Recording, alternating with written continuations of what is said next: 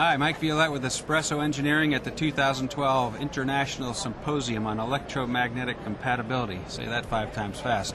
I'm pleased to be here with Dan Hoolihan with Hoolihan EMC Consulting and also the current chair of ANSI C63.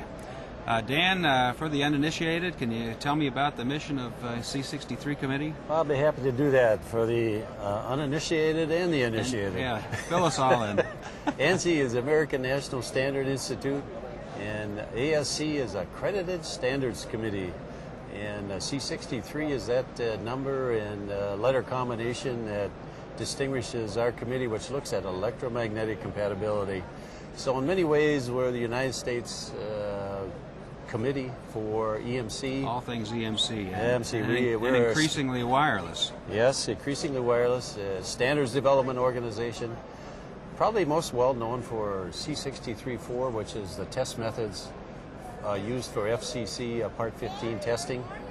And as Mike just mentioned, the wireless, we have a C63.10 standard that's out for unlicensed wireless devices, and we're also working on a C63.26, which will be for licensed wireless devices. We got a famous Washington, D.C. person, Art Wall, running that show, and he's doing a great job ahead of the working group. We've got a huge working group, sometimes as many as 50 people come to the working group meeting, so absolutely doing a great job on that. So let's roll off some of the methods. There's EMC testing, wireless testing, also antenna cals.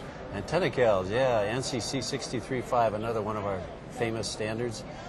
Both C63.4 and C63.5 are being revised. C63.5, the antenna one, was last published in 2006.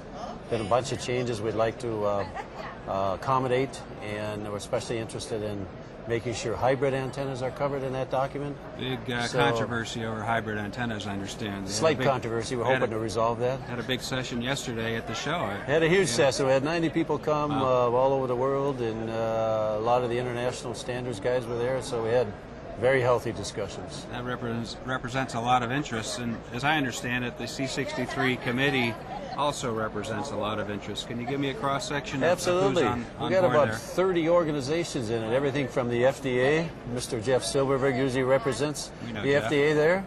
We have the FCC. We have about 14, 15 companies. We've got individuals. We've got Dr. Ralph Showers at 94 years old to give us the senior perspective. Absolutely. And just as sharp as a tack. It's a great guy to have on there. And so we got a wide range of government, non-government, and test labs. And, so it's really a validation, I think, of the consensus approach that we take in the United States. It's both a gift and a hazard, in the sense that sometimes it's difficult for us to get consensus because we have such a varied committee clientele. But we get there eventually. Eventually we get something out there. And C63.4 is getting ready to roll out for publication pretty soon. Yes, so we had the Bible is getting an update.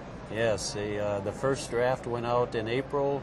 We got about 30 to 40 comments back. We're trying to resolve that. Mr. Don Harriman, the previous chairman, is the working group chair.